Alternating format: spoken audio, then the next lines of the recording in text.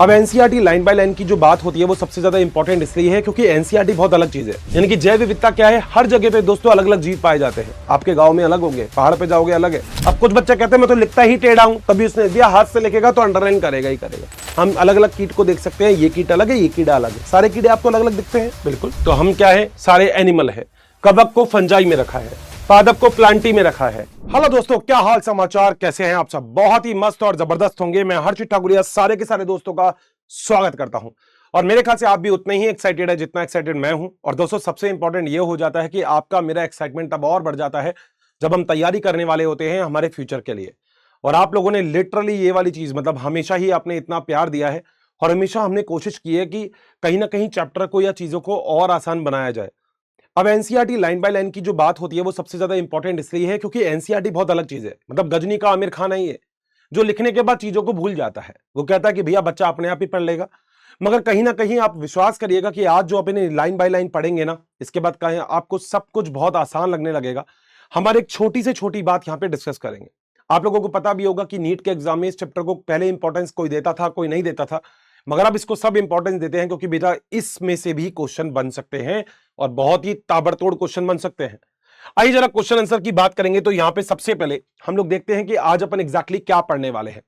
दोस्तों यहां पे सबसे ज्यादा इंपॉर्टेंट है इस चैप्टर के बारे में, और इस चैप्टर में हर एक छोटी चीज हमें सिखाएगी कि सबसे इंपॉर्टेंट पॉइंट्स यहां पे क्या होते हैं। तो चलिए जरा शुरू करते हैं। सबसे पहले दोस्तों अगर बात की जाए तो यहां पे हम लोग बात करने वाले हैं आज इस चैप्टर के बारे में, उसका नाम है जीव जगत या सजीव जगत। मतलब एक पूरी की पूरी बायोलॉजी का आप कंपाइल मांग सकते हैं। आप मान सकते हैं जो बचपन में हम जब छोटे थे बड़ी शरारत करते थे, तब एक लाइन लिखी हुई थी कि भैया कह रहा सजीव और निर्जीव में आखिर क्या फर्क होता है। तो ये जो सजीव और निर्जीव के फर्क है यही इस चैप्टर का आज बेसिक है। चैप्टर की शुरुआत में एक बहुत ही छोटी सी चीज दे रखी होती है। कई बार हम इसे पढ़ते हैं, कई बार हम इसे नहीं पढ़ते हैं, मगर अब मैं आपको ये पढ़ाऊंगा जरूर। आप भी कहोगे अर्षित सर क्यों? क्योंकि बेटा इसके बाद फिर आपको इधर उधर अब देखने की जरूरत नहीं है, आप बहुत आसानी से चीजों को समझ जाओगे। आओ जरा देखते हैं कि क्या क्या चीजें हैं। बेटा जीव विज्ञान में सभी प्रकार की रचना और जैव प्रक्रमों का विज्ञान है। यानी कि जीव विज्ञान जो होता है वो जितनी भी रचना होती है, चाहे वो एक कोशिकीय जीव हो चाहे वो बहुकोशिकीय हो, और साथ साथ जैव प्रक्रम। देखो जैव प्रक्रम बड़े इंपॉर्टेंट होते हैं। आपने सुना भी होगा मेरे ख्याल से जैव प्रक्रम के बारे में। आप जानते हो जैव प्रक्रम का मतलब जैसे पाचन होता है, गमन होता है, श्वसन होता है, उत्सर्जन होता है, बहुत सारी अभिक्रियाएं होती है जो किसी भी कोशिका के अंदर चलती रहती है। जीव विज्ञान ये कौतूहल और जैव विविधताओं से परिपूर्ण है। कौतूहल का मतलब होता है जानने की इच्छा। तो हम लोगों को हमेशा लगता है कि यार कहीं ना कहीं हम इस चीज के बारे में थोड़ा सा और जाने, हमें थोड़ा सा और अच्छे से पता लगे कि सच में ये पादप, जंतु, सजीव, निर्जीव, एक कोशिकीय, बहुकोशिकीय आखिर होते क्या है। आदि मानव आसानी पूर्वक निर्जीव और सजीवों के बीच में अंतर कर सकता था। आदि मानव यानी कि जो बहुत पहले वाला मानव था, जिसको विज्ञान के बारे में इतनी नॉलेज नहीं थी, वो ये जरूर बोल देता था कौन सा सजीव है कौन सा निर्जीव है। आप भी देख सकते हैं ये जो है ये निर्जीव है, आप लोग हम सब क्या है, सजीव हैं। ठीक है सर। आदि मानव ने कुछ एक निर्जीव पदार्थों जैसे वायु, समुद्र और आग, और कुछ सजीव प्राणियों में विभेदित किया था। बिल्कुल, अब वायु हो गया, समुद्र हो गया, ये सब निर्जीव है, मगर आप हो गए, पादप हो गए, कोई भी जंतु, गाय, भैंस, भेड़, बकरी जो भी हो गई, ये सारे क्या होते हैं, सजीव होते हैं। सर सही बात है।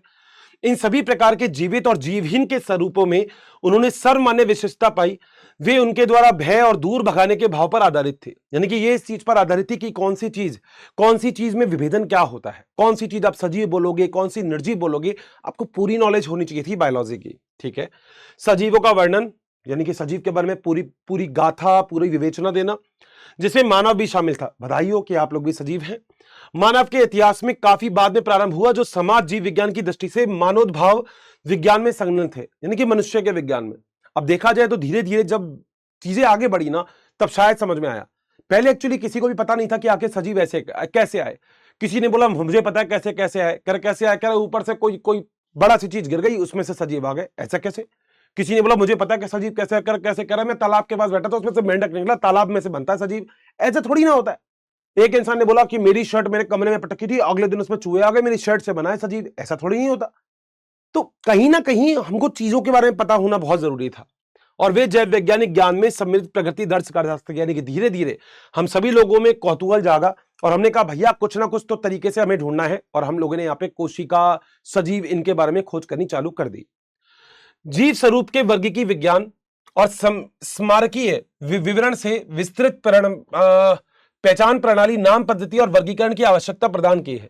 बेटा नाम प्रणाली बड़ी इंपॉर्टेंट है। तुमसे कोई बोलता है ओए इधर आ, तो तुम बोलते हो ओए मत बोलना, नाम है अपना, कह रहा क्या है, नाम है जम्मन लाल, ऐसे बोलो जम्मू, कोई दिक्कत नहीं है। और सबसे बड़ी चीज है वर्गीकरण।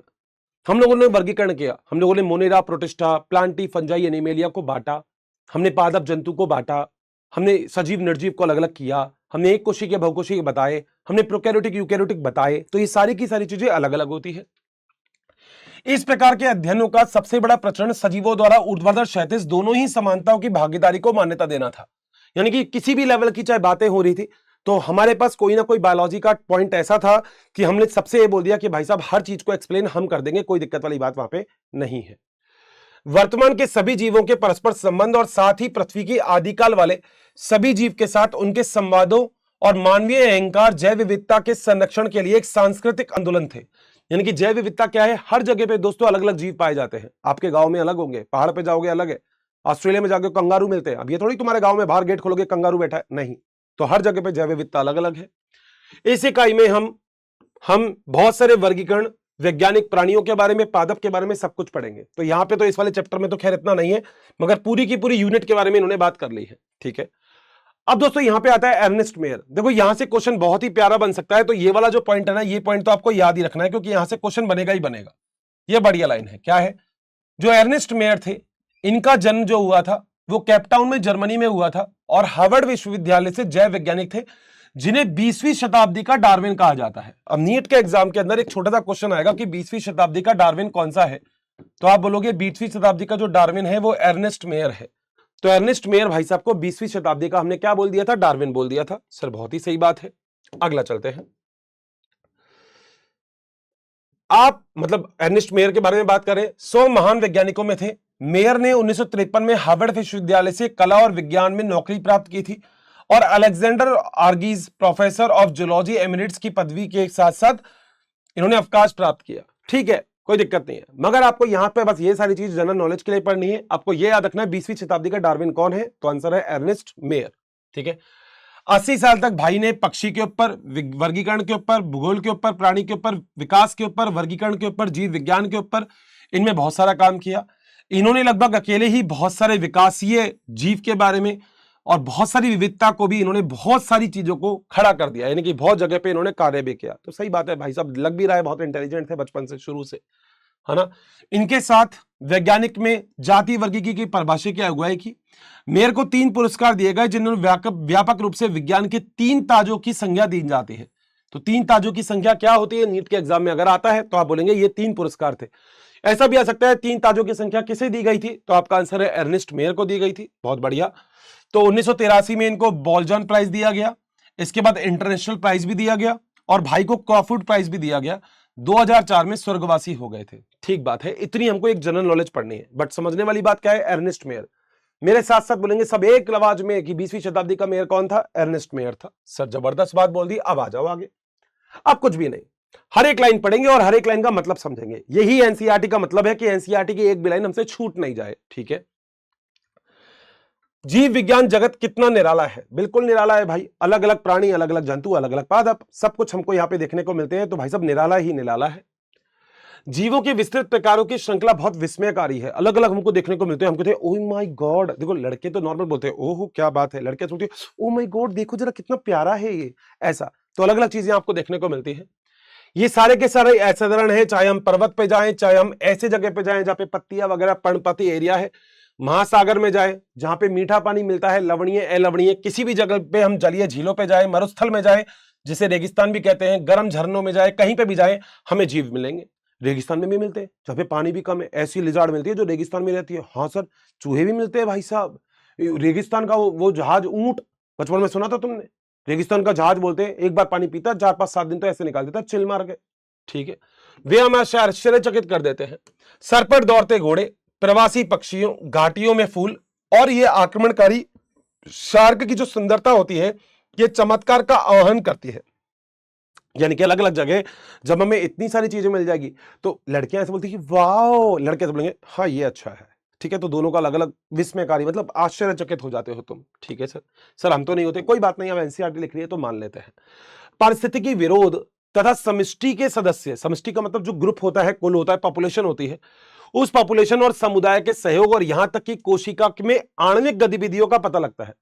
आणविक गतिविधि का मतलब जैसे प्रतिकृतियन होता है, अनुलेखन होता है, अनुवादन आप पढ़ते हो ना, रेप्लिकेशन, ट्रांसक्रिप्शन, ट्रांसलेशन, उन सब चीजों के बारे में कि हमें यह पता लग जाता है कि वास्तव में जीवन क्या है। ठीक बात है। इस प्रश्न में दो निर्विवादित प्रश्न है। कौन कौन से, ये देख लेते हैं प्रश्न कौन कौन से। पहला यह है कि तकनीकी जीव में सजीव और निर्जीव क्या है। भाई जिसके अंदर पाचन हो, गमन हो, श्वसन हो, उत्सर्जन हो, रक्त परिसंचरण तंत्र हो, ये सारे सजीव हैं। जिनमें नहीं हो वो निर्जीव है। अच्छा, वृद्धि के बारे में एक बहुत बड़ी चीज है, वृद्धि तो निर्जीव में भी मिलती है। रेत का टीला, हाँ ये बात तो सही है, मगर रेत का टीला बन भी जाता है, रेल का टीला बिखर भी जाता है। तो वृद्धि ऐसी भी होती है जो निर्जीव में भी मिल सकती है, सजीव में भी मिलती है, मगर सजीव में हमेशा वृद्धि मिलती है पॉजिटिव। यानी कि आप कभी ऐसा नहीं देखते कि आपकी हाइट 5 फीट 6 इंच हो गई तो कभी नीचे रह गई, अरे सर मैं तो 2 फीट रह गई थी, ऐसा होगा ही नहीं। ठीक है, इसका उत्तर खोजने के लिए आप प्रयत्न करने की जरूरत ही नहीं है, मैंने बता दिया। दूसरा है जो दार्शनिक है, दार्शनिक का मतलब फिलॉसफी करनी है, ओहो काश ऐसा हुआ होता। ठीक है, यह जानने का प्रयत्न करता है कि जीवन का उद्देश्य क्या है। अपने जैसे प्रजाति को पैदा करना ही जीवन का उद्देश्य है। ये करते हैं तो इससे अगली प्रजाति पैदा होती जाती है। वैज्ञानिक होने के नाते हमें दूसरे प्रश्नों का प्रयास नहीं करेंगे, मैंने तो कर दिया। ठीक है, इस वे बच्चे चिंतन करेंगे कि जीव क्या है। अरे बहुत बढ़िया, चिंतन कर रहे तो बेटा, देखो चिंतन से ही तो हमें मजा आएगा। ये सोचेंगे कि क्या होता है जीव, तो हम बता देंगे भैया जीव क्या होता है। सर बिल्कुल सही बात है। आओ, जीव जगत में विविधता, बेटा पृथ्वी के ऊपर बहुत सारी प्रजातियां पाई जाती है। हम मानते हैं 1.7 से 1.8 मिलियन प्रजाति इस प्रकृति में देखने को मिलती है। 1.7 से 1.8 मिलियन प्रजाति देखने को मिलती है, जिसमें लगभग 1.2 मिलियन प्रजाति तो जंतुओं की, 0.5 मिलियन प्रजाति आपको पादप की देखने को मिलती है। यानी सोचो प्रजातियां कितनी ज्यादा है इस प्रकृति के ऊपर। सर बिल्कुल सही है। देखते हो ना कई सारे प्रकार के तो आम ही आते हैं भाई साहब, हापुस, लंगड़ा, दशहरी तोता, अरे सर हाँ कई सारे प्रकार की मधुमक्खी, Apis डोर्साटा, Apis indica, Apis mellifera, Apis flora, कई सारे प्रकार के अगर देखा हो तो भिंडी भी आती है, कई सारे प्रकार की मिर्चें भी आती है। सर ये तो सही है, बिल्कुल आ जाओ। यदि आपने अपने आसपास देखे हैं तो जीवों में बहुत सारी किस्में देखेंगे, बता दिया जैसे आम की किस्में। ठीक है, गमले में उगने वाले पौधे भी बहुत सारे होंगे, कीट भी, पक्षी भी, पालतू जानवर भी। भाई साहब अलग अलग प्रकार के कुत्ते, छोटा कुत्ता, बड़ा कुत्ता, उससे बड़ा और उससे बड़ा, great Dane, Doberman, pomeranian, Labra, bulldog, कुछ तो मेरे को हस्की, कुछ तो मेरे को याद है। तो भाई साहब कितने सारे कुत्ते मिलते हैं आजकल। बिल्कुल, बहुत से ऐसे जीव भी होते हैं जिन्हें आप आंखों की सहायता से नहीं देख सकते, जैसे जीवाणु नग्न आंखों से नहीं देख सकते क्योंकि एक कोशिकीय होता है, यूं देखना पड़ेगा सूक्ष्मदर्शी लगा के, ओहो यही है क्या, ऐसा। ठीक है, जो भी आपके आसपास ही होते हैं। यदि आपने अवलोकन का क्षेत्र बढ़ाते हैं तो आपको विविधता की एक बहुत ही लंबी श्रृंखला दिखाई देगी। स्पष्ट है कि आप किसी सघन वन में जाएंगे तो आपको जीवों के बारे में बहुत बड़ी संख्या और किस्म दिखाई देगी।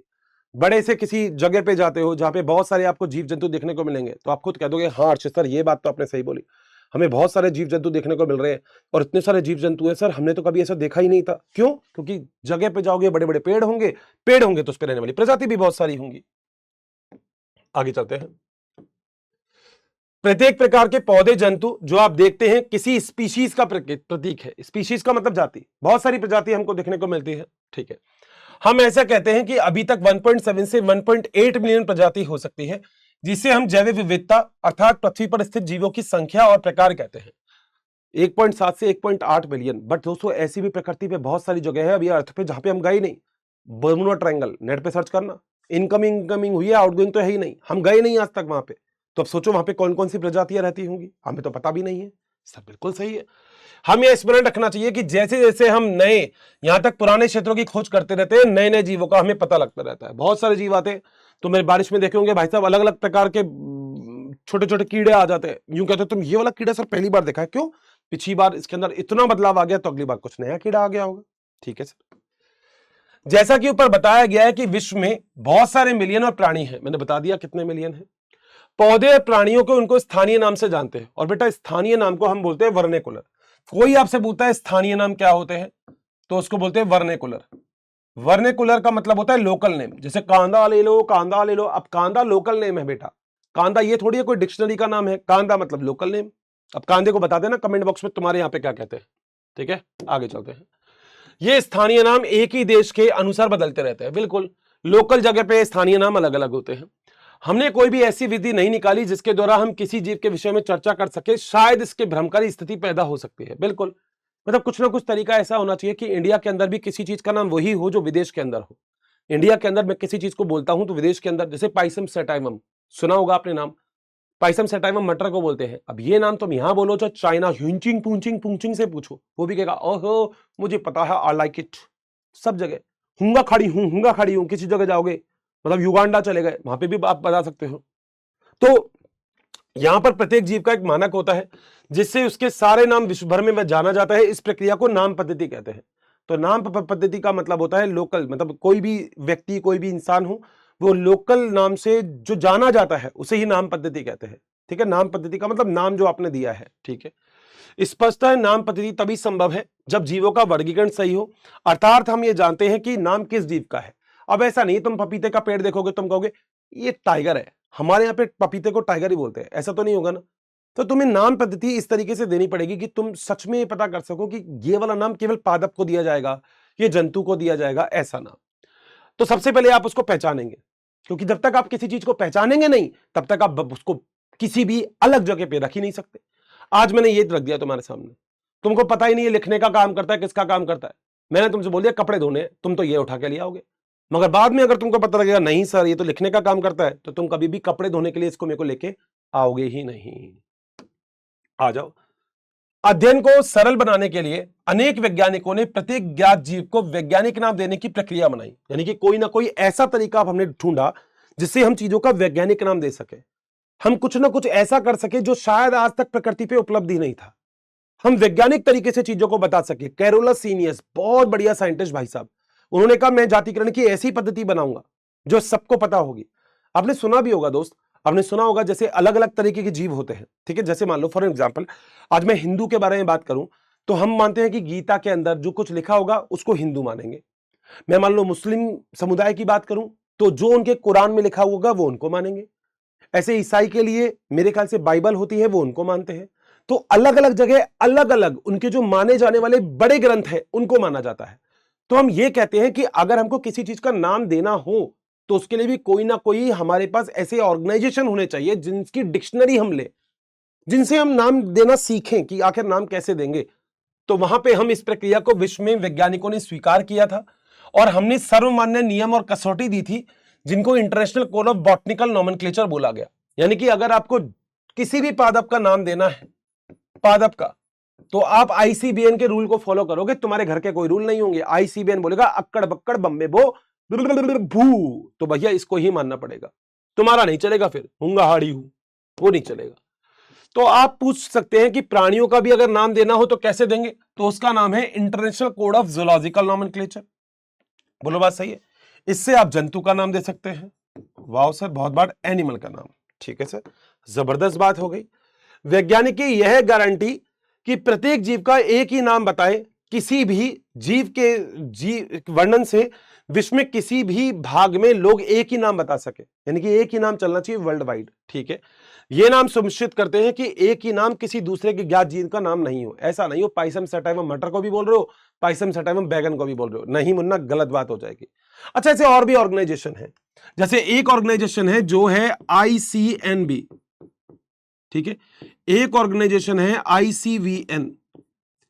आईसीबीएन तो बॉटनी का हो गया, पादप का। आईसीएनबी जो होता है ये जीवाणु के लिए होता है, international code of nomenclature for bacteria, जीवाणु के लिए होता है, बैक्टीरिया के लिए। ये जो होता है वायरस नॉमेनक्लेचर, यानी कि विषाणु के लिए होता है। बस इतनी सी बात आपको याद रखनी है। डन है। एक्स्ट्रा भी आपको बता दूंगा जो आपके काम की चीजें हैं। ठीक है सर, आगे चलते हैं। अब बेटा कोई भी नाम अगर देते हो तो नाम देने में कैरोलस लीनियस भाई साहब ने क्या बोला, उन्होंने बोला कि मैं जातिकरण की द्विनाम पद्धति देता हूं। पहला वैज्ञानिक नाम आम का था जिसका नाम था दोस्त मेंजिफेरा इंडिका। इंग्लिश में ही लिखना, क्योंकि इंग्लिश में ही नाम समझ में आ सकता है। मेंजिफेरा इंडिका, ये पहला, कोई भी पूछे कि पहला वैज्ञानिक नाम कौन सा है तो आप बोलोगे मेंजिफेरा इंडिका। ठीक है सर, कुछ रूल हैं इसके, क्या क्या है। पहला शब्द बताएगा वंश को, जीनस को, और दूसरा शब्द बताएगा जाति को। ठीक है सर, स्पीशीज को। ठीक है, जीनस का पहला अल्फाबेट बड़ा होगा, कैपिटल होगा, बड़ा दिख रहा है एम, और स्पीशीज का पहला अल्फाबेट स्मॉल होगा। जीनस और स्पीशीज के बीच में देखो गैप है, स्पेस होगा। बोलो बात सही है, कोई दिक्कत है? अगर आप टाइप करोगे ध्यान से सुनो, टाइप तो आप इटैलिक लिख सकते हो, टेढ़ा, इटैलिक। इटैलिक का मतलब होता है टेढ़ा। मगर आप हैंड रिटन लिखते हो, अगर हाथ से लिखते हो, हैंड रिटन लिखते हो, तो बेटा आपको इसके नीचे अंडरलाइन करनी पड़ेगी, ये कंफर्म रख लेना। अब कुछ बच्चे कहते हैं मैं तो लिखता ही टेढ़ा हूं, तभी उसने लिख दिया, हाथ से लिखेगा तो अंडरलाइन करेगा ही करेगा। बोलो बात सही है, कोई दिक्कत तो नहीं है यहां पे, ठीक है। और ये लैटिन लैंग्वेज में होता है। लैटिन लैंग्वेज इसलिए यूज में नहीं जाती है क्योंकि वो डेड लैंग्वेज है, जिसके अंदर चेंजेस नहीं हो सके। नाम दे दिया तो दे दिया, उसके बाद कोई भी उसके अंदर चेंजेस नहीं होंगे। और अगर तुम्हारे पास इसके बाद वैज्ञानिक का नाम भी याद है तो वैज्ञानिक का नाम इसके बाद लिख सकते हो, मैंजीफेरा इंडिका लिन, ये वैज्ञानिक का नाम हो गया। सन भी है तो इसके बाद लिख दो, कोई दिक्कत नहीं है। बोलो बात सही है, कोई दिक्कत तो नहीं। अब आ जाओ, ये होती है द्विनाम पद्धति, बायनोमियल नोमेनक्लेचर। कैरोलस लिनियस नाम के भाई साहब ने दी थी और उन्होंने कहा था कि जैसा मैं बताऊं, मतलब उनका नाम कार्ल वैन नील था, सबसे पहले उन्होंने खुद के ही नाम के ऊपर इसको यूज कर लिया। जीव वैज्ञानिक वैज्ञानिकों को नाम देने के लिए सार्वजनिक मान्य नियमों की पालना करते हैं। प्रत्येक नाम के दो घटक होते हैं, जो पहला होता है वंश नाम और दूसरा होता है जाति। बिल्कुल सही बात है, लिख दिया हमने। इस प्रणाली में दो नाम के दो घटक होते हैं, जिसे हम द्विनाम पद्धति कहते हैं। सर बहुत ही बढ़िया है। इस नामकरण प्रणाली को कैरोलस लिनियस से सुझाया था। तो कैरोलस लिनियस वो भाई साहब थे जिन्होंने जातिकरण की द्विनाम पद्धति दी थी, और पहला वैज्ञानिक नाम तुम्हारे सामने मैंने दे दिया। आजकल सारे के सारे विश्व के जीव विज्ञानी इसका उपयोग करते हैं। दो नामकरण प्रणाली बहुत ही सुविधाजनक है। आओ आपको आम का वैज्ञानिक नाम मैंजीफेरा इंडिका, इस विधि को समझाते हैं। आम का वैज्ञानिक नाम है मैंजीफेरा इंडिका, तो आप भी अंडरलाइन कर दो। आप ये देख सकते हो कि कैसे द्विपद है, द्विपद का मतलब दो पद, एक येरा एक येरा। मैंजीफेरा में एक होता है, मैंजीफेरा वंश है, वहां लिख दिया मैंने, और जो इंडिका है ये जाति है। सर बहुत ही बढ़िया, जाति का संकेत है। अब इसमें कुछ अन्य भी नियम है, क्या क्या देख लो। कौन सी लैंग्वेज? लैटिन। मैंने बोला था लैटिन लैंग्वेज का मतलब क्या होता है, ये ऐसी होती है जो मृत भाषा है, जिसके अंदर आप कोई बदलाव नहीं कर सकते। ठीक बात है। अगर हाथ से लिखोगे तो तिरछे लिखोगे, मतलब कंप्यूटर से लिखोगे तो तिरछे लिखोगे। यह किसी भी उद्भव से हुआ हो, इन्हें हमेशा लैटिन में ही मिलना, जब भाषा में ही लिखा जाएगा। लैटिन क्यों? क्योंकि मृत भाषा है। तो याद रखना, लैटिन क्यों? क्योंकि आप बोलोगे कि सर ये क्योंकि मृत भाषा है, तो मृत भाषा वो होगी जिसके अंदर कोई बदलाव नहीं होगा। डिक्शनरी है ही नहीं, इसकी कोई बदलाव ही नहीं हो सकता। ठीक है सर। जैविक नाम में पहला वंश होता है जबकि दूसरा जाति होता है, कोई दिक्कत ही नहीं है, ये तो अपन ने पढ़ ही लिया है। ठीक है। जब हाथ से लिखते हैं तो तिरछे लिखते हैं और शब्दों के बीच में गैप होता है, और अगर वैसे लिखेंगे तो अंडरलाइन भी कर सकते हैं। इनको लैटिन भाषा में ही लिखते हैं, बता दिया था, ये बार बार एक ही चीज लिख रहा है। पहला जो वंश का नाम है उसको बड़े अक्षर में बता दिया था, मैंजीफेरा का एम बड़ा होगा, और इंडिका जो होता है उसका पहला अक्षर छोटा होगा। जैसे मैंजीफेरा इंडिका के उदाहरण से हम इसकी व्याख्या कर सकते हैं, मैंने तो पहले ही व्याख्या कर दी, मैंने कहा बात की तो टेंशन ही नहीं है। जाति संकेत पद के बाद अगर जैविक नाम के बाद लेखक का नाम, तो मैंजीफेरा इंडिका लिन, मैंने पूरा लिख दिया है, तो मैंजीफेरा इंडिका लिन लिख दोगे। मगर लिन को अंडरलाइन और इटैलिक फिटैलिक कुछ नहीं, नॉर्मल लिख दो आप। इसका अर्थ है कि इसका सबसे पहले स्पीशीज का वर्णन किसने किया? मैंजीफेरा इंडिका का लिन ने किया। ईयर भी है तो उसके बाद लिख दो, लिन के बाद, कोई दिक्कत नहीं। बताओ बेटा क्या कहते हो, मजेदार पॉइंट है। चले दोस्तों आगे। इसके बाद 100% सारे लोग अभी मेरे साथ हैं। ठीक है सर। अब थोड़ा सा बड़ा पैराग्राफ, मगर काम की चीज जो होगी वो मैं आपको हाईलाइट कर देता हूं। अभी तक काम की चीज तो आपको पता लग गई। सबसे पहले आप किसी भी चीज को पहचानेंगे। कैरोलस लिनियस ने सबसे पहले जातिकरण की द्विनाम पद्धति दी थी। उन्होंने मैंजीफेरा इंडिका पहला नाम दिया था। यहां तक पॉइंट क्लियर है? मजेदार, बोर तो नहीं हो गए ना? बहुत बढ़िया, बस चलते हैं फिर आगे। आओ। सभी जीवों का अध्ययन करना लगभग असंभव है, फिर भी हम एक ऐसी युक्ति बनाने की आवश्यकता है जो इसको संभव कर सके, और इसी को ही हम वर्गीकरण कहते हैं। बेटा आप लोगों ने भी वर्गीकरण कर रखा है। जब हम छोटे थे बड़ी शरारत करते थे, वो भी पिक्चर का डायलॉग तुम्हें पूरा पता है, बहुत बढ़िया है। मगर तुम क्या करते थे उस टाइम? एक बहुत बड़ी चीज तुमने ये चीज देखी होगी कि उस टाइम कुछ अलग अलग चीजें भी उपस्थित थी। अलग अलग चीजें का मतलब तुम बायोलॉजी, फिजिक्स, केमिस्ट्री सब एक ही कॉपी में लिख देते थे। तुम्हारे साइंस के टीचर एक थे, अब बॉटनी अलग पढ़ाता है, जूलॉजी अलग है, फिजिक्स अलग पढ़ा रहा है कोई, इसका मतलब सारी चीजें अलग अलग हो गई, तो वर्गीकरण कर दिया। पहले जब तुम्हारा एक ही कमरे का घर था तो उसके अंदर खाना पीना रहना नहाना सब एक ही कमरे में होता था, मगर जब तुमने कमरा बड़ा कर दिया तो वर्गीकरण हो गया। तो अब तुम देखो ना, तुमने किचन के अंदर, मैंने तुमसे बोला, मैंने कहा मेरे को मिर्च चाहिए, तो मिर्च ढूंढने के लिए ये थोड़ी तुम छत पे जाओगे, कह रहा मैंने ऊपर पटक रखी है, सूखने के लिए अलग बात है, मगर वैसे तो तुम किचन में ही ढूंढोगे। बिल्कुल सर सही बात है। तो वर्गीकरण वह प्रक्रिया होती है जिससे सरलता से हम गुणों के आधार पर सुविधाजनक रूप में वर्गीकृत कर सके, सरलता से। जैसे मैंने ये देखा, तुमने कहा गुणों के आधार पर सर लिखने का काम करता है, लिखने में डालो।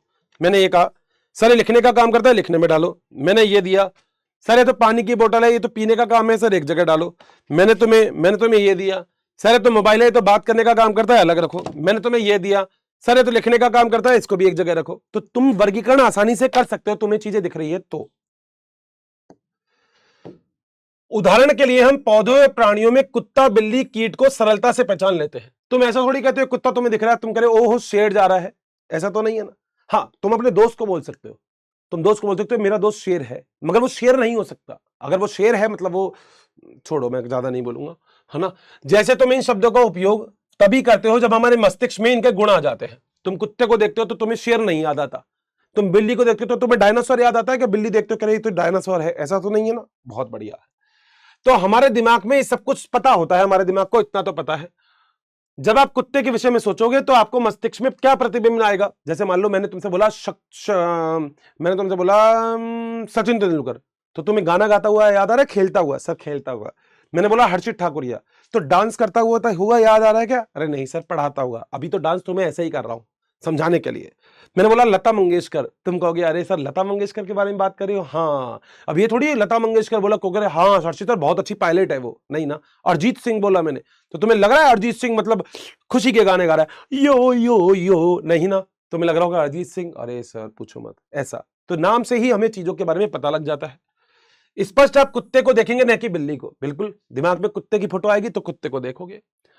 अगर आप एल्सीशियन कुत्ते की वैरायटी जैसे डावरमैन, बुलडॉग होता है ना, ऐसे एल्सीशियन होता है, सोचेंगे तो पता लगता है हम किसके विषय में चर्चा कर रहे हैं। अभी कुछ बच्चे कहेंगे एल्सीशियन क्या होता है, कुत्ते की वैरायटी है ये, ठीक है। इसी प्रकार मान लें हमने स्तनधारी कहना है तो आप ऐसे जंतु के विषय में सोचोगे जो बाह्य कान और जिसके बाल होते हैं। मैं स्तनधारी कहूंगा जो स्तन रखते हैं, तो जिनके ऐसे बाहर कान होते हैं, शरीर पे बाल होते हैं, वो स्तनधारी है। इस प्रकार पौधों में यदि हम गेहूं के विषय में सोचेंगे तो मस्तिष्क में गेहूं का पौधा आएगा। ये थोड़ी तुम गेहूं के विषय में सोचोगे और तुम कहोगे हर्षित सर मैंने कल गेहूं के बारे में सोचा था। मैंने कहा अच्छा सर, सोच गेहूं के बारे में सोच रहा था सर, मगर उसके बाद मुझे ना मेरे बाबू की याद आ गई। ऐसा तो नहीं होता। जैसे मान लो घर वालों को थप्पड़ मारने का मन कर रहा है तो घर वालों को तुम्हारी याद आ रही है, बढ़िया बात है, इसका मतलब बढ़िया सेटलमेंट चल रहा है।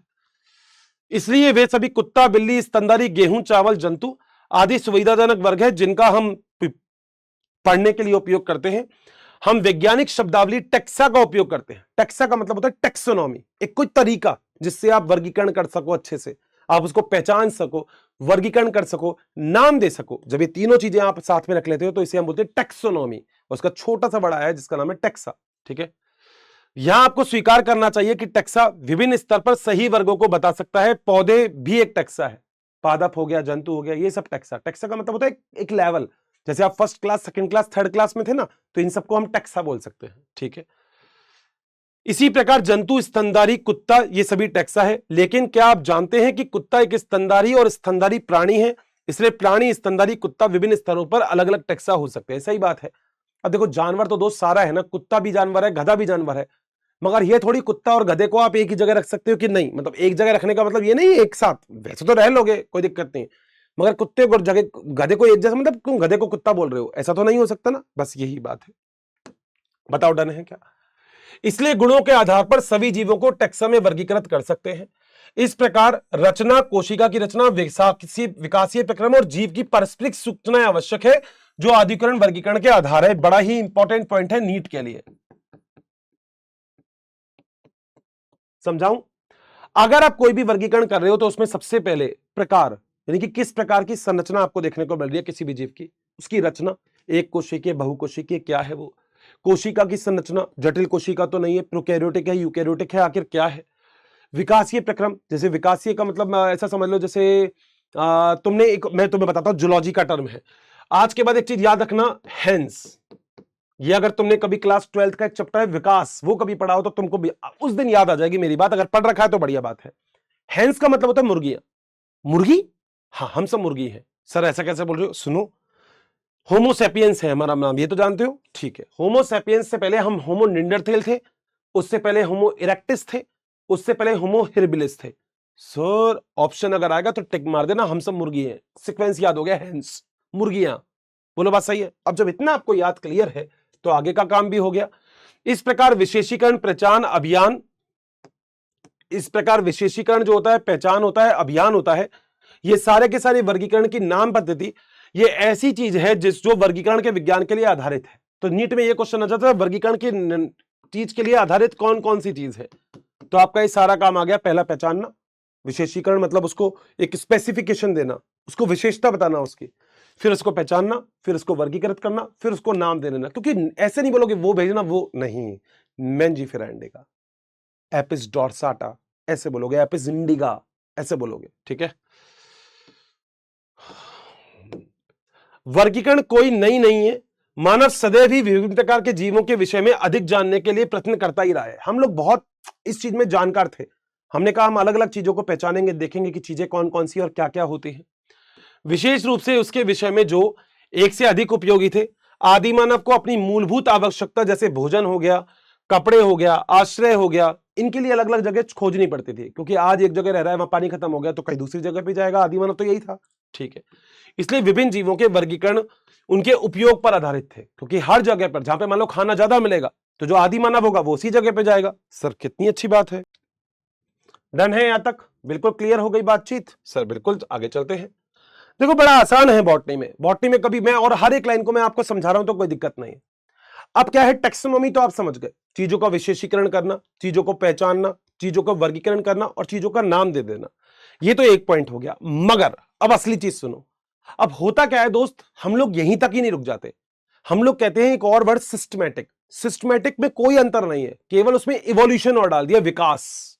यानी कि आप मान लो आपने पहले बैगन के भरते की सब्जी बनाई, उसमें अब तुमने प्याज और मिला दिया अलग से, बस ऐसा, और कुछ नहीं किया, ठीक है। आ जाओ। काफी समय से मानव विभिन्न प्रकार के जीवों और उनकी विविधता के बारे में, उनके संबंध में रुचि ले रहा है, ठीक है। अब देखो जरा ध्यान से सुनना अगली लाइन। अध्ययन की इस शाखा को वर्गीकरण कहते हैं, बिल्कुल, जिसे सिस्टमैटिक कहते हैं। सिस्टमैटिक एक लैटिन शब्द सिस्टेमा से बना है, जिसका अर्थ है जीवों को नियमित व्यवस्था करना। मगर व्यवस्था किसके हिसाब से? उनकी इवोल्यूशन, उनके विकास के हिसाब से। लीनियस ने अपनी पब्लिकेशन का टाइटल सिस्टेमा नेचर पढ़ा। ये यहां से नीट में क्वेश्चन आ सकता है, ये और ये भी सिस्टेमा के बारे में, ठीक है भाई। तो अब वर्गीकरण पद्धति में पहचानना, नाम देना, वर्गीकरण को शामिल करना, इसके क्षेत्र को बढ़ा दिया गया। तो वर्गीकरण पद्धति में जीवों के विकासीय संबंध का देखो नाम दिया गया, आ गया विकासीय संबंध। इसे इंग्लिश में बोलते हैं evolution relationship, evolution relationship. Done. बस यही चीज है जो आपको याद रखनी है। आगे चलते हैं। अगला दोस्त हमारे पास एक और चीज आती है जिसको हम बोलते हैं वर्गीकीय संवर्ग, टेक्सोनोमिक हायरार्की। अब इसका मतलब क्या होता है जरा वो समझ लो। मान लो आज मेरे पास जियो की सिम है, ठीक है, और मेरी जियो की सिम का नेटवर्क नहीं आ रहा, तो ये थोड़ी मैं सीधा अंबानी को फोन मिला दूंगा, हाँ अंबानी क्या कर रहा है, जियो की सिम का नेटवर्क नहीं आ रहा, अंबानी के बाद चल हट, ऐसा ही तो होता है। मैं पहले नीचे ऑफिस में बात करूंगा, फिर उससे ऊपर ऑफिस में, फिर उससे ऊपर, ऐसी तो बात होती है। सेम टू सेम वर्गीकीय संवर्ग है। आप एक साथ ऐसा नहीं करेंगे कि कुछ काम नहीं हो रहा तो आप सीधा बड़े अफसर को, नहीं।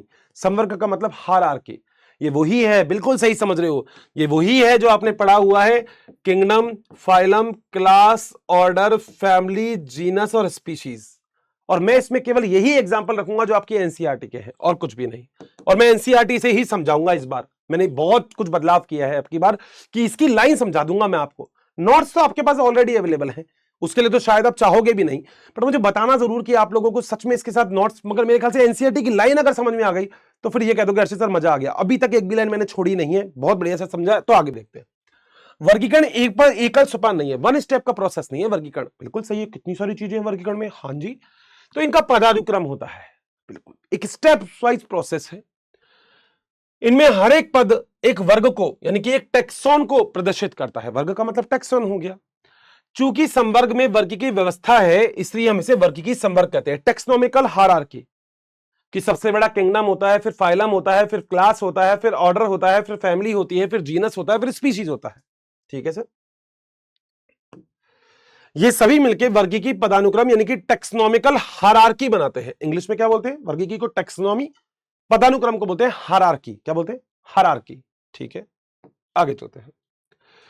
प्रत्येक वर्गीकरण संवर्ग की इकाई को प्रदर्शित करता है, तो हर कोई चीज एक इकाई है। हर एक संवर्ग में हर एक चीज एक इकाई है, ये भी एक इकाई है, ये भी एक इकाई, ये भी सारे के सारे इकाई है, ठीक है। आगे चलते हैं।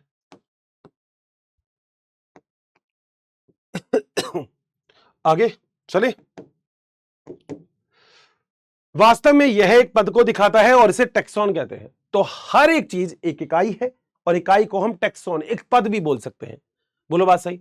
अब देखो एक चीज आपको याद रखनी है इस पूरे प्रोसेस के अंदर कि अगर कभी भी मैं आपसे ऐसा कहूं कि इस तरीके की मान लो कोई भी चीज आपको देखने को मिलती है, मान लो, तो आप इसको कैसे बताते हैं और कैसे दिखाते हैं? सर बताइए। देखो अगर इसको कैसे भी करके हमको दिखाना है ना, तो दोस्त सबसे अच्छा तरीका क्या है? सबसे अच्छा तरीका है ये, इसको याद रखो।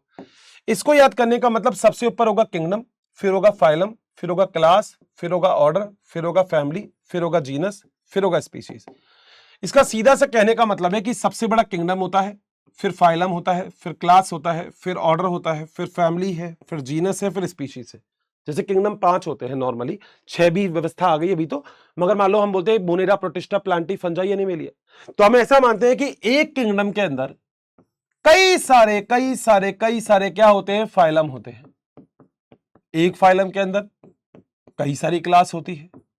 तो इसका मतलब सीधी सीधी ये पेड़ ऐसा नहीं बढ़ जाएगा शंकुनुमा? हाँ सर बिल्कुल, यानी कि इस प्रकृति पे देखा जाए तो स्पीशीज बहुत ज्यादा है। डन है बात? सर बहुत ही बढ़िया, आ जाओ। वर्गीकी संवर्ग यानी कि हायरार्की यानी कि पदानुक्रम में हम एक उदाहरण से समझ सकते हैं कि कीट जब जीवों को देखते हैं उसमें एक समान गुण होते हैं, जैसे जुड़ी हुई टांगे। हम कई सारे कीट देखते हैं, ऑर्थोपोडा, मेरे ख्याल से आप सब लोगों ने नाम सुना होगा, नहीं तो आप जंतु जगत में पढ़ेंगे ऑर्थोपोडा, तब आपको इसके बारे में पता लगेगा। इसका अर्थ यह है कि कीट जो होता है वे स्वीकार्य सुस्पष्ट जीव है जिसका वर्गीकरण हम कर सकते हैं, इसलिए एक पद और संवर्ग का दर्जा दिया गया है। हम अलग अलग कीट को देख सकते हैं, ये कीट अलग है, ये कीड़ा अलग है, सारे कीड़े आपको अलग अलग दिखते हैं। बिल्कुल। क्या आप ऐसे किसी अन्य वर्ग के बारे में बता सकते हैं? कई सारे होते हैं, आपने सुने भी हैं। आपने सुना है protozoa, porifera, coelenterata, arthropoda, mollusca, echinodermata, platyhelminthes, aschelminthes, annelida, aves, amphibian, reptile, mammals. और ये सर आपको कैसे याद है? जूलॉजी भी हल्के में मत लो, याद तो है। तो कितने सारी वैरायटीज है। बिल्कुल। स्मरण रहे कि वर्ग एक संवर्ग को यानी कि एक टेक्सोन को दिखाता है। प्रत्येक पद और वर्गक वास्तव में वर्गीकी की इकाई बताती है। तो ये सारे इकाई होते हैं, ये वाला पॉइंट इससे पहले भी लिख दिया है, इकाई वाली बात तो अपन बार बार नहीं करेंगे। इकाई वर्गक पहले बता दिया है अपन ने। एक वर्गी के लिए यह केवल एक आकारी के समूह है। तो इस तरीके से हम चीजों को एक्सप्लेन कर लेते हैं कि एक किंगडम में ऐसा ऐसा ऐसा इस तरीके से चीजें वास्ट होती जाती हैं। सर जबरदस्त हो गई ये तो बात, तो आओ ना, जबरदस्त हो गई तो मजे ही मजे है। सभी ज्ञात जीवों वर्गीकरण के अध्ययन में जैसे किंगडम होता है, फिर फाइलम, फिर भाग जैसे पौधों के लिए। अब देखो याद रखना, संघ अगर लिखोगे, संघ यानी कि फाइलम, ठीक है, तो वो किसके लिए है? जंतु के लिए। और भाग लिख दोगे तो वो पौधों के लिए, डिवीजन। तो फाइलम की जगह डिवीजन कर दोगे तो वो बस मतलब ऐसे कर देते हो, किंगडम होता है ना, उसके बाद फाइलम या फिर डिवीजन, ये एनिमल के लिए, ये प्लांट के लिए हो गया। वर्ग होता है जिसे हम क्लास बोलते हैं, गण होता है जिसे हम ऑर्डर बोलते हैं, कुल होता है जिसे हम फैमिली बोलते हैं, फिर वंश होता है जिसे हम जीनस बोलते हैं, और जाति होती है जिसे हम स्पीशीज बोलते हैं। इन सबका विकास हो गया। ठीक है सर बात। आगे, पौधे और प्राणियों में स्पीशीज सबसे निचले संवर्ग में आती है। अब आप यह भी प्रश्न पूछ सकते हैं कि किसी भी जीव को अलग अलग संवर्ग में कैसे रखते हैं, क्योंकि बेटा हर कोई जीव एक दूसरे से विभिन्न है। अब आपको देखने को मिलेगा, पता कैसा, आप कुत्ते को देखोगे और आप बिल्ली को देखोगे और शेर को देखा तो तीनों आपको अलग अलग दिखेंगे, मगर आपको ताज्जुब होगा कि तीनों एक जगह मैच करते हैं। पता क्या ताज्जुब करोगे? सर क्या? तीनों के दोनों कार्निवोरस हैं। कार्निवोरा का मतलब मांसाहारी। अरे सर बिल्कुल सही बात है, यही लिखा हुआ है। इसके लिए मूलभूत आवश्यकता व्यष्टि एवं उसके वर्ग के गुणों का ज्ञान होना। आपको हर किसी चीज के बारे में पता होना चाहिए। किंगडम के बारे में तो असली ज्ञान आपको मिलेगा अगले चैप्टर में, यहां पे नहीं मिलेगा। जब जीव जगत के वर्गीकरण को आप पढ़ते हो वहां पे आपको मिलता है पूरा ज्ञान। अच्छा इसका मतलब ये होता है, ओके सर। यहां पर तो केवल ऊपर ऊपर से चलेगा। ठीक है। इस समान प्रकार के जीवों व अन्य प्रकार के जीवों में समानता और विविधता। बेटा सीधी सी बात यह है, अगर आपको किसी भी चीज का क्लासिफिकेशन करना है तो आपको समानता और विविधता दोनों का ज्ञान होना चाहिए, तभी आप उस चीज का वर्गीकरण यानी कि क्लासिफिकेशन कर सकते हैं। अगली चीज पे चलते हैं। अगली चीज होती है स्पीशीज। वर्गीकीय अध्ययन में जीवों का वर्ग जिसमें मौलिक समानताएं होती है एक जैसी, उसे हम स्पीशीज कहते हैं, यानी कि जाति कहते हैं। जाति वो होती है जो आपस में जनन कर सके, वो होती है।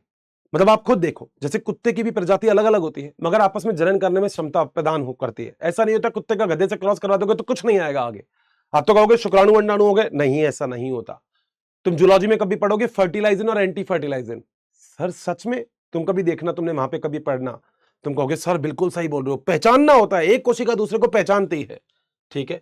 हम किसी भी स्पीशीज में उसकी संबंध स्पीशीज से उनके आकारीय विभिन्नता के आधार पर उनको एक दूसरे से अलग कर सकते हैं। जैसे बिल्कुल सही है, जैसे मान लो आपने टाइगर देखा, ठीक है, तो पैंथेरा टाइग्रिस बोलते हैं। लॉयन देख रहा, पैंथेरा लियो बोलते हैं।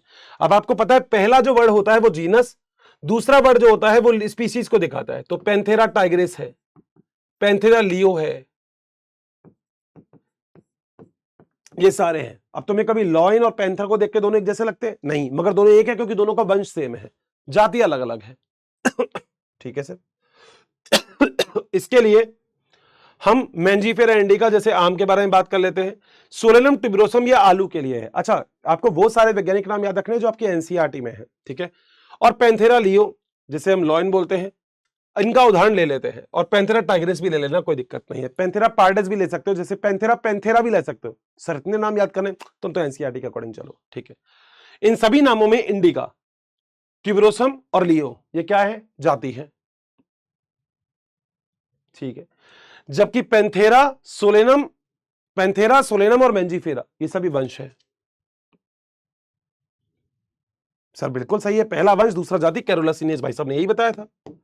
और यह टेक्सा को निरूपित करते हैं। मैंने बोला था किंगडम, फाइलम, क्लास, हर चीज एक टेक्सा है। टेक्सा मतलब एक इकाई है, एक वर्गीकी है, ठीक है। प्रत्येक वंश में एक से अधिक जाति भी हो सकते हैं। विभिन्न जीवों के आकारीय गुण भी समान होते हैं, यानी कि हो सकता है आपको देखने से वो एक जैसे लगे, ठीक है।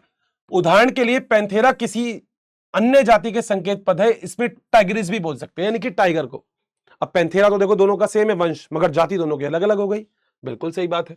सोलेनम नाइग्राम हो गया, सोलेनम मैंजिनेला भी हो गया, ये भी दो अलग अलग है। आप दोनों को देखोगे तो आपको लगेगा सॉरी सोलेनम वंश तो दोनों का सेम है, मगर जाति तो दोनों की अलग है। अच्छा, मानव जैसे होमोसेपियंस है, अब होमो में आता है, इसलिए मानव का वैज्ञानिक नाम होमोसेपियंस है। मगर याद रखना, मैंने तुम्हें 4 बता दिए थे, आज तो मैंने तुम्हें हैंस बताई है। आज हम होमोसेपियंस है, उससे पहले निंडरथेल थे, उससे पहले इरेक्टिस थे, उससे पहले हिरबिलिस थे। तो याद रखोगे, मतलब जूलॉजी में फिर तुम कहोगे हर्षित सर मजा आ गया, आपने हर्षित सर हमको जूलॉजी भी क्लियर कर दी, हमें तो लग रहा था आप बॉटनी से ही क्लियर कर दोगे, याद तो जूलॉजी भी। तो ये जूलॉजी का वर्ड याद रखना। आओ आगे, अब कोई दिक्कत नहीं, वंश जानते हो, पैंथेरा वेंथेरा ये सारे वंश है, ठीक है सर। आओ, वंश संबंधित स्पीशीज का एक वर्ग है जिसमें स्पीशीज के गुण के अतिरिक्त वंश में स्थित स्पीशीज की तुलना में समान होते हैं, बिल्कुल सही बात है। तो नीचे अब नीचे से ऊपर चल रहे हैं, किंगडम से नहीं चल रहे, स्पीशीज। स्पीशीज क्या हो गया? जाति, उससे पहले क्या आएगा? वंश, बिल्कुल सही है। हम कह सकते हैं कि वंश समीपस्थ स्पीशीज का एक समूह है। तो नीचे जितनी भी स्पीशीज है वो वंश जो होता है वो नीचे वाली स्पीशीज का एक समूह ही तो है। ऐसे जो वंश होगा वो ऊपर क्लास वाले का समूह होगा, ऐसे चलता रहेगा ऊपर तक।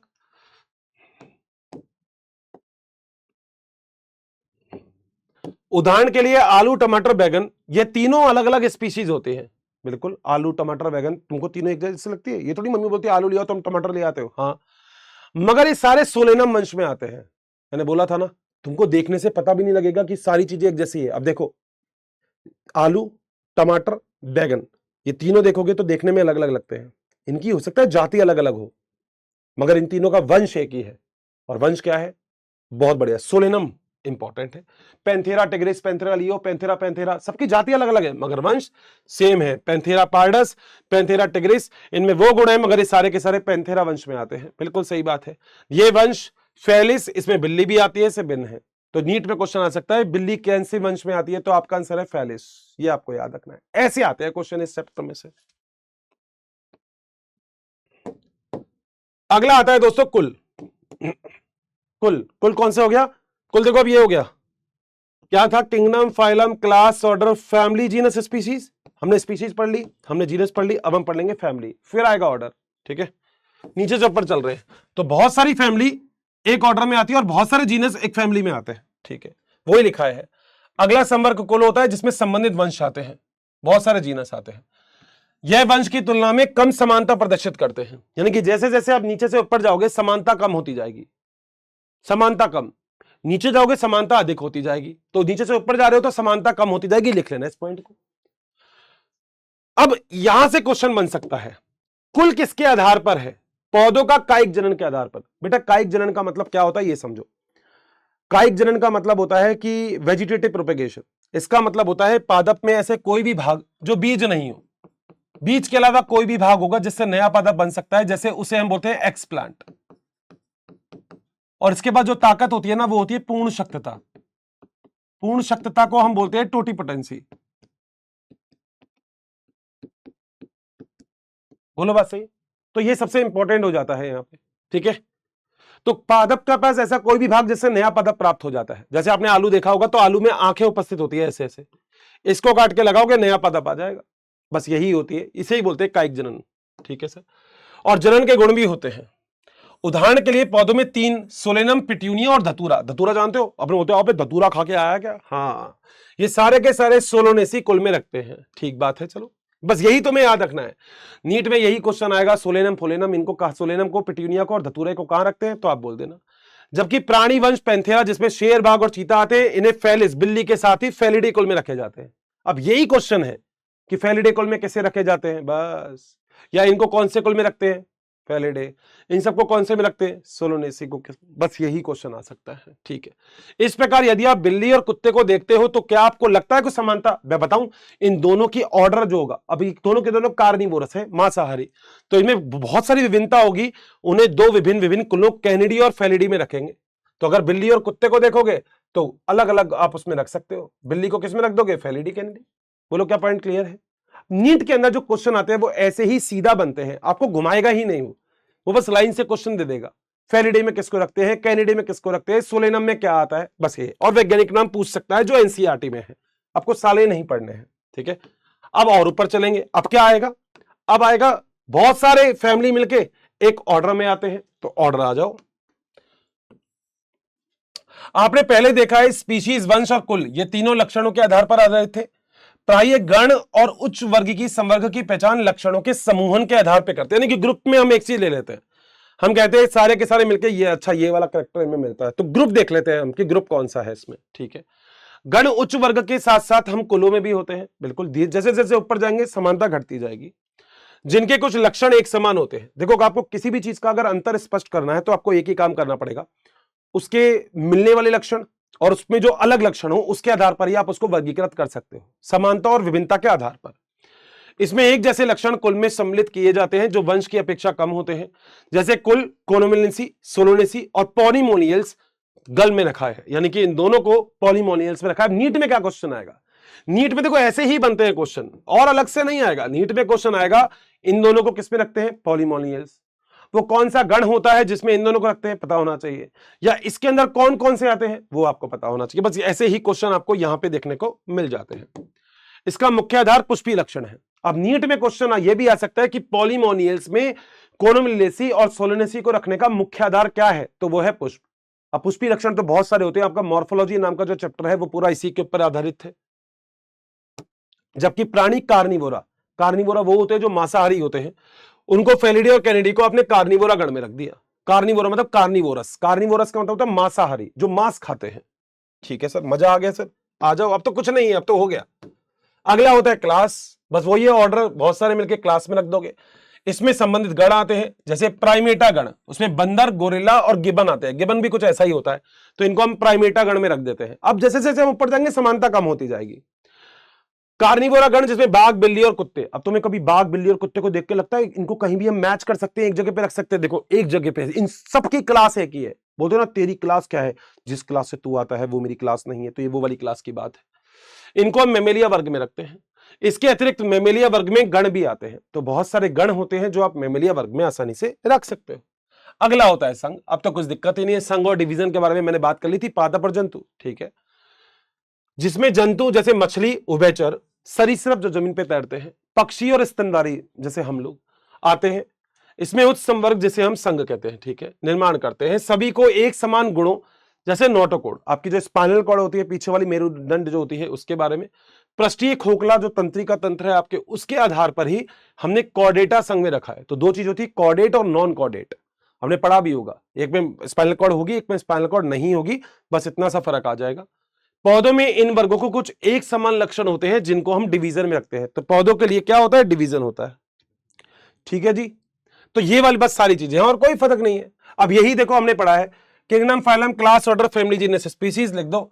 ये किंगडम हो गया, फाइलम हो गया, क्लास हो गया, ऑर्डर हो गया, फैमिली हो गया, जीनस हो गया और स्पीसीज हो गया। बताओ इससे आसान है क्या? नहीं ना। और पता है, इधर उधर के एग्जाम्पल मत करना, बस वो एग्जाम्पल करना जो आपकी एनसीईआरटी में है, अलग अलग चीजें नहीं करनी। अब जगत के अंदर आपको पता है, जैसे मोनेरा आप पढ़ोगे, प्रोटिस्टा, पादप, फंजाई और एनिमेलिया, तो ये सारी चीजें आप अब यहां पे पढ़ने वाले हो, मगर थोड़ा सा आगे पढ़ोगे। तो जगत क्या होता है? जंतु के वर्गीकीय तंत्र में संघों में प्राणियों में उच्चतम संवर्ग में रखा गया है। जब पादप जगत में डिवीजन के सभी पौधों को रखा गया है, विभिन्न संघों में प्राणियों को एक अलग जगत यानी कि एनिमेलिया में रखा है। तो हम क्या है? सारे एनिमल है। कवक को फंजाई में रखा है, पादप को प्लांटी में रखा है, ठीक है। एक कोशिकीय यूकैरियोटिक को प्रोटिस्टा में रखा है।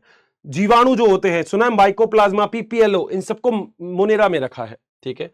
पौधों से हमने उसको अलग कर दिया है, पौधों को प्लांटी में रखा गया है। भविष्य क्या है, हम अगले ही चैप्टर में, मतलब अगला मतलब एनसीईआरटी के अकॉर्डिंग अगले चैप्टर में हम इसको पढ़ने वाले हैं। अगला, स्पीशीज को लेकर जगत तक वर्गीकी में स्पीशीज से लेकर जगत तक विभिन्न वर्गीकी संवर्ग आरोही क्रम में दिखाया गया है। तो स्पीशीज से लेकर जगत तक, आरोही मतलब यूं, ठीक है, ठीक है। तो ये सारे के सारे संवर्ग यानी कि टैक्सॉन होते हैं। यद्यपि वर्गीय वैज्ञानिकों ने पदानुक्रम में उपसंवर्ग भी बताए हैं। हमने स्पीशीज के बाद सब स्पीशीज भी लिख दी। सर सच में? हाँ, हमने कहा स्पीशीज नहीं, सब स्पीशीज। अब एक वैज्ञानिक नाम बताऊं, तुम्हें याद नहीं होगा। सर बता दो, हमें सब हो जाएगा। नाम है गोरिल्ला, गोरिल्ला, गोरिल्ला। ये क्या है? ये वैज्ञानिक नाम है गोरिल्ला का। क्या? गोरिल्ला, गोरिल्ला, गोरिल्ला, बोलो मेरे साथ, गोरिल्ला, गोरिल्ला, गोरिल्ला। हो गया। तब इसमें पहला वंश, दूसरा जाति और तीसरी उपजाति को बताता है। इसमें विभिन्न टैक्सोन में वैज्ञानिकों में देने में सुविधा होती है, यानी कि अगर हम चीजों को और इलैबोरेट कर देते हैं तो समझाना और समझना दुनिया को आसान हो जाता है। ठीक है भैया। अब 1.1 में आप पदानुक्रम देखोगे, क्या आप इस व्यवस्था के आधार पर स्मरण कर सकते हो? उदाहरण के लिए, जैसे जैसे स्पीशीज से जगत की ओर जाते हैं, वैसे वैसे समान गुणों में कमी आती है। समान गुण, एक जैसे गुण में कमी आएगी, क्योंकि जैसे जैसे नीचे रहोगे ना तो समान गुण मिलेंगे। मैंने बोला था, नीचे से ऊपर जाओगे तो चीजें बदल जाती है, अलग हो जाती है, विविधता आ जाती है, ऐसा, ठीक है। सबसे नीचे जो टेक्सा होगा उसमें सदस्य अधिक समान गुण होंगे, जैसे मेंजिफेरा इंडिका और जैसे मान लो दो चीज, पैंथेरा पार्डस, पैंथेरा लियो, इन दोनों में समानता है, मगर दोनों के दोनों तो जंतु जगत में है। अब जंतु जगत में तो जिराफ भी मिलता है, तो जिराफ और क्या टाइगर में समानता है? हाँ, ये बात समझ में आई, बस, ठीक है। जैसे जैसे उत्तर की ओर जाते हैं, टेक्सा से संबंधित निर्धारित करने की अभिक्रिया कठिन हो जाती है, क्योंकि भैया ऊपर तो बहुत सारे जगत तो अलग। सोचो, पादप जगत, जंतु जगत, 1.7 से 1.8 मिलियन वैरायटीज है पादप और जंतु की, तो कितनी सारी जगत तो पादप जगत हो गया, और उसके अंदर कितनी मिलियन वैरायटी पढ़नी पड़ेगी हमको। इसलिए वर्गीकरण की समस्या और भी जटिल हो जाती है।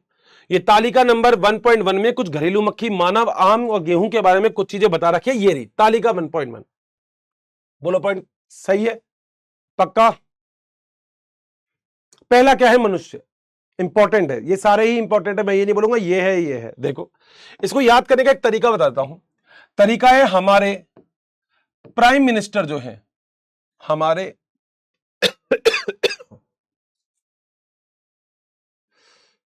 हमारे 2H कर दो, प्राइम मिनिस्टर जो है वो चाय वाले थे, तो इनका वंश क्या हो गया? होमोसेपियंस। अब देखो, ये तो आपको वैज्ञानिक नाम तो पता ही है, होमोसेपियंस हो गया, घरेलू मक्खी मस्का डोमेस्टिका हो गया, आम का मेंजिफेरा इंडिका हो गया, और गेहूं का ट्रिटिकम एस्टिवम हो गया।